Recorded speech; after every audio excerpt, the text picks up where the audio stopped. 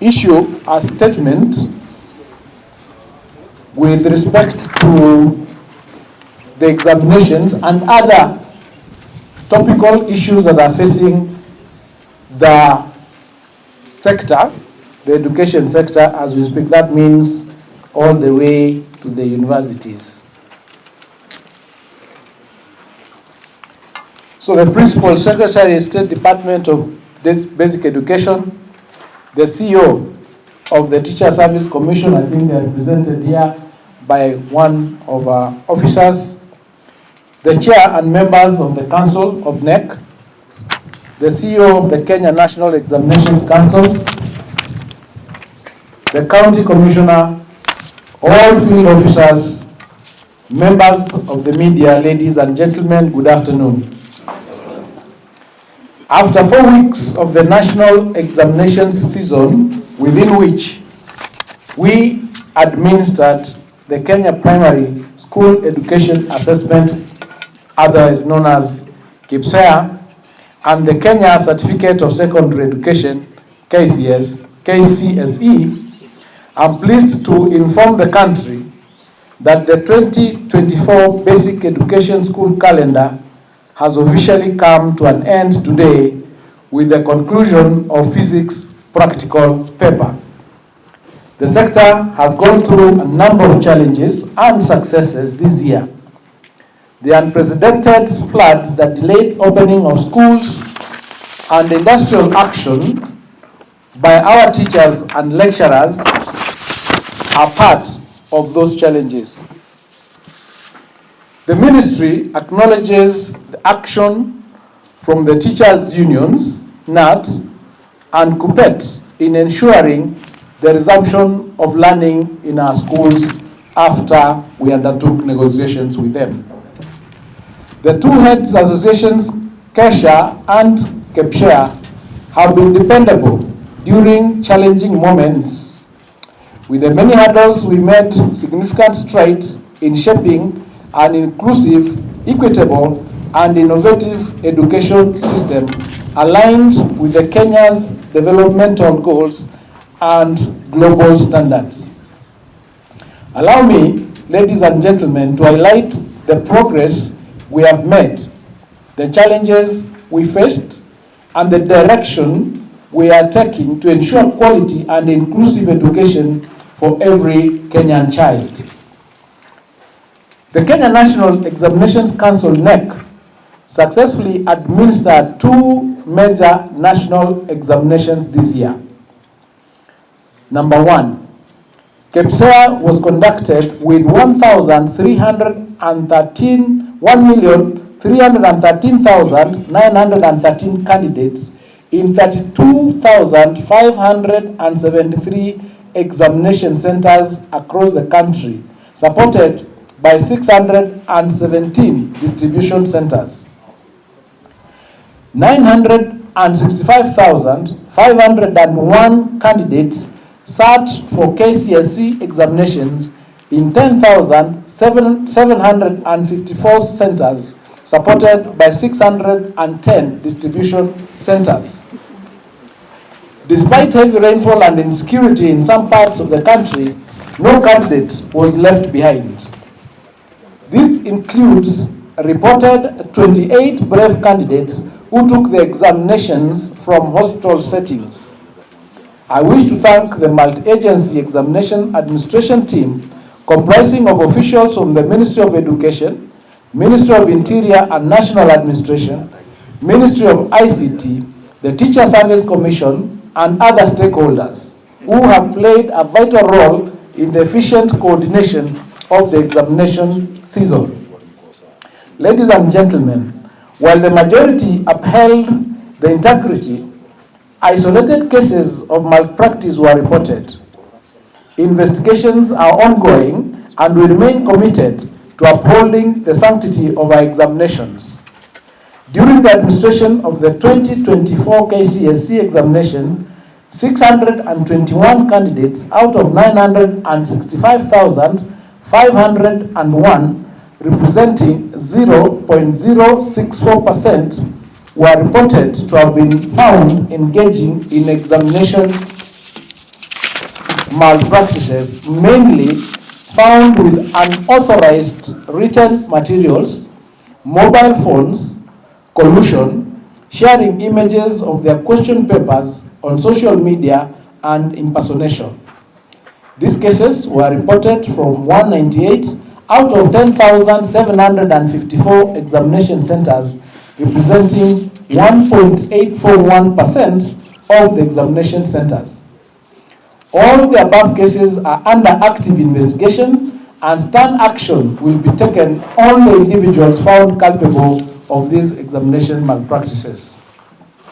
Progressing from here, the Exams Council has invited 32,800 examiners this year, up from 29,876 in 2023, to ensure timely and accurate marking. Further, marking of the KPSEA has already been completed, with the Kenya National Examination Council now embarking on developing relevant reports for sharing with schools and learners by January 2025.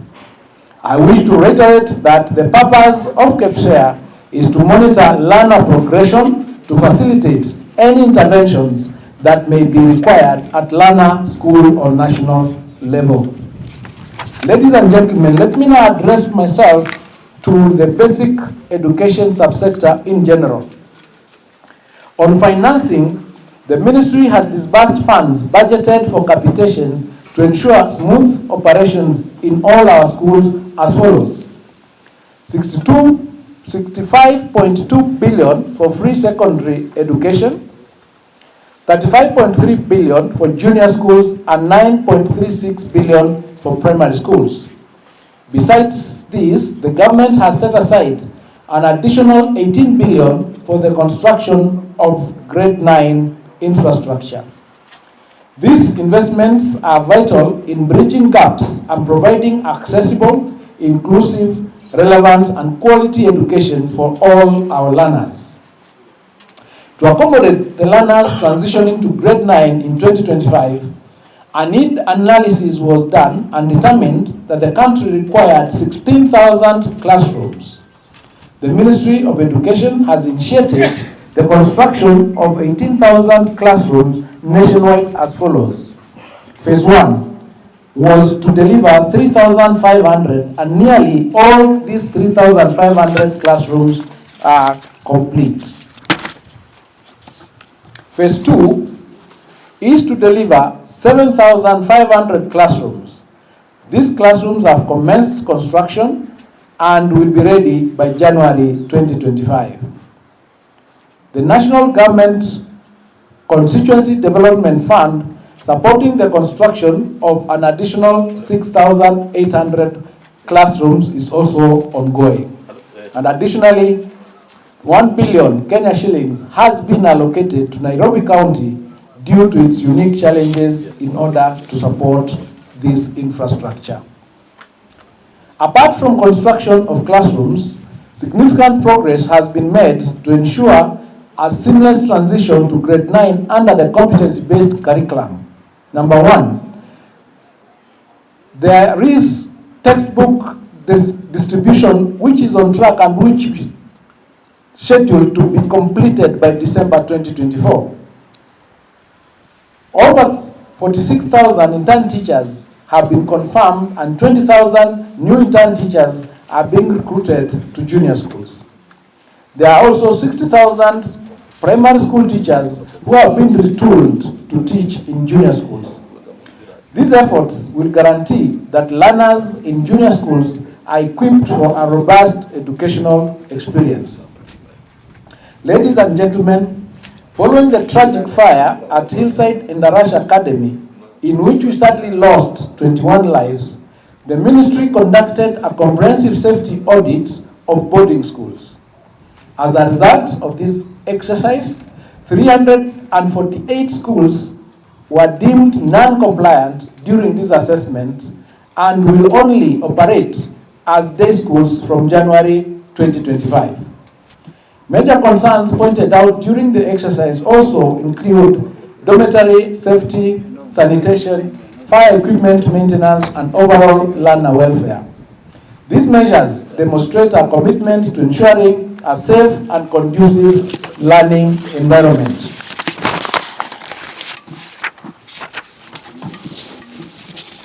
Ladies and gentlemen, the government, through the Teacher Service Commission, remains committed to improving the welfare of our teachers in the following ways. They are expediting promotions for the stagnated teachers, and number two, enhancing the medical cover to address the health needs of educators and their families. Teachers are the foundation of our education system, and their professional growth and well-being remain a top priority to the government. Our country's education system is as strong as its teaching force. As learners prepare, ladies and gentlemen, for transition to grade 10 in 2026, the ministry has implemented strategic initiatives to ensure readiness for the rollout to senior education under CBC. Guidelines have been developed to help learners identify their strengths and aspirations, ensuring informed decision-making as they progress to grade 10. We have established clear placement protocols to facilitate an equitable and transparent transition process. A comprehensive assessment of senior schools is ongoing to ensure they meet the required standards for hosting grade 10 learners and pathways. The ministry is also investing in additional classrooms, laboratories, and learning facilities to ensure the expanded curriculum and co-curricular activities in grade 10. The ministry will construct science laboratories in all secondary schools that currently do not have a lab. These initiatives underscore our commitment to ensuring a seamless transition and preparing learners for advanced academic and technical education. Ladies and gentlemen, following the launch of the Presidential Working Party on Education Reform on the 1st of August 2023, the ministry has finalized the preparation of 12 draft documents in form of new policies, bills, and amendments to existing legislation. The Ministry of Education has already undertaken stakeholder engagements and validation on the draft proposals. Notably, the legal documents drafted include the Basic Education Bill 2024, which is calculated to enhance the legal framework for basic education provision. Another one is the Scholarship and Bursaries Bill 2024, which aims to ensure equitable access to education funding. Ladies and gentlemen, allow me to address two issues on higher education. Number one, the funding reforms. The introduction of the student-centered funding model in 2023 was a landmark step towards making higher education accessible. While its implementation has faced a few challenges, a multi-stakeholder committee is reviewing and refining the model to ensure sustainability. This committee is expected to hand its report in the month of December. Meanwhile, universities were directed to allow students to attend lectures even though they have not paid their household components. Number two, the ministry is actively negotiating with university staff unions to resolve the ongoing CBA issues. Though some industrial action persists, progress has been made, and in many universities, learning continues and lectures continue to be held with students, and graduations are also taking place. Ladies and gentlemen, on the technical and vocational education and training TVET, this sector remains pivotal in addressing youth unemployment and alignment in education with labor market demands. The key highlights include, number one, the institutional growth over the last few years. This sector has grown to over 240 public TVET institutions, which are operational and with ongoing investments to ensure one institution per constituency. The competency-based training There has been a transition from curriculum-based learning to competency-based education and training, CBET, equipping trainees with market-relevant skills. We have also launched the recognition of prior learning, where informal skills are recognized to enhance workforce inclusivity. Some of the innovative programs that have been rolled out include Kazi Maju, which is linking Kenyan youth to diaspora job opportunities, and Ujuzi Manyatani, which is a mobile skills training for underserved areas. The government provides extensive funding through the following methods. One, capitation grants benefiting 272,049 trainees, and TVET scholarship supporting 155,000 students. The Presidential Working Party in Education Reform report also provided the foundation for draft legislative amendments, including the Universities Bill 2024, which is intended to streamline governance in higher education, the TVET Bill 2024, which is strengthening technical and vocational training institutions, the Science and Innovation Bill 2024, which is going to promote research and innovation. The Presidential Working Party on Education Reform report is a cornerstone in aligning Kenya's education system with the demands of the 21st century, emphasizing skills development, equity, and global competitiveness. Ladies and gentlemen, as we come towards the end of the year, I extend my heartfelt congratulations to all the 2024 candidates for their resilience and dedication. This cohort of candidates were admitted in August 2021 and has had the shortest period in school. I also thank our teachers, parents, and stakeholders for their unwavering support. Together, we are building an education system that nurtures innovation, promotes equity, inclusivity, and prepares our youth for a dynamic future. As we embark on 2025, let us continue this journey of transformation, ensuring that no learner is left behind. I wish you all a Merry Christmas and a prosperous New Year 2025. Thank you and God bless you. Mheshimiwa Arama, the County Commissioner, my PS, the head teacher, Chairman NEC, CEO NEC, Chairman BOM, the teachers here, government officials, good afternoon. Good afternoon again.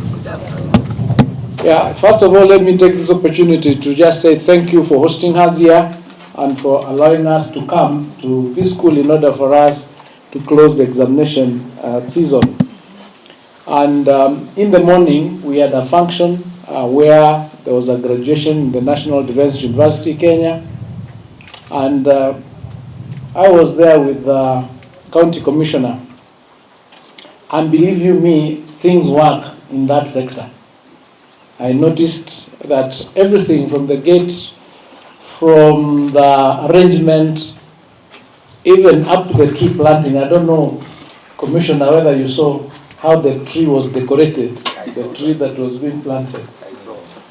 And so I have this dream that this sector, the education sector, one day will be as efficient as the military sector, because we do such an important job in ensuring that our learners, our youth, get the best kind of education so that their dreams can come true in the future.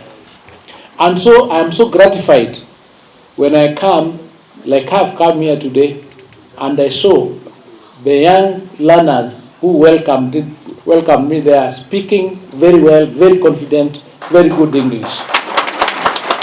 It encourages me because then it shows that the program is working. It encouraged me when I come and find that the resources that was allocated for the construction of the classrooms have actually been applied to those classrooms, and you can see them. It shows that the management in this school, led by the board of management and the team led by the head teacher in managing this school, it shows that you are doing something right, and we should applaud you. Congratulations. And so, when you've done well and you ask us for more, it is our duty to go and ensure that we provide that which you need in order to excel. So please continue asking, make those applications in writing and forward them to us. We will be able to attend to them as best as we can. Thank you, teachers. You are very smart. I was impressed that you are very smart. These teachers have become my very good friends. I've been hanging out with them a lot since they welcomed me. When I came in, they did welcome me with, with a notice. But we negotiated with them and we agreed that we are going to work together and that we will get solutions to the problems that are there in the sector. Because they get feedback, get criticism, positive ones with facts. You know, like now here we've given money, the classroom is there. So we don't want somebody here to come, to say, hakuna classroom huko, classroom iko. The teachers, we are working on them to ensure that we have enough teachers.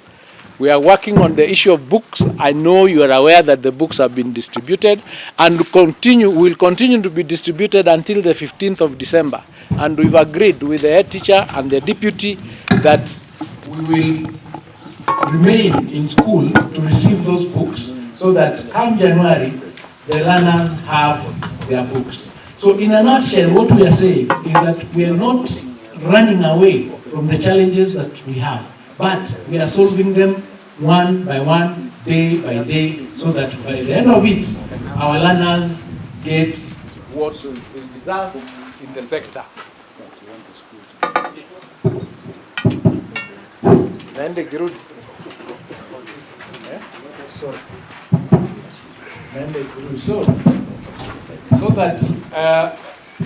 So that we don't again lose completely. Maybe I need to do my speech for closing the examination, and then I'll take some questions. Some of the issues I'm talking about are already in the statement that I'm going to issue, and in the questions that you will ask when we are responding, we'll cover a lot of those areas. But thank you so much, this school, for the work that you've done, for the teamwork that you've exhibited. I'm seeing the MCA is here, the MP is here, the county commissioner is here, that is under the Ministry of Interior. We've worked with the Ministry of Interior very, very closely in managing these classrooms as well as the examinations. So we used the one government approach to ensure that all our programs are being done and they are being delivered not only on quality but also on time. So thank you so much for all that you do. Let me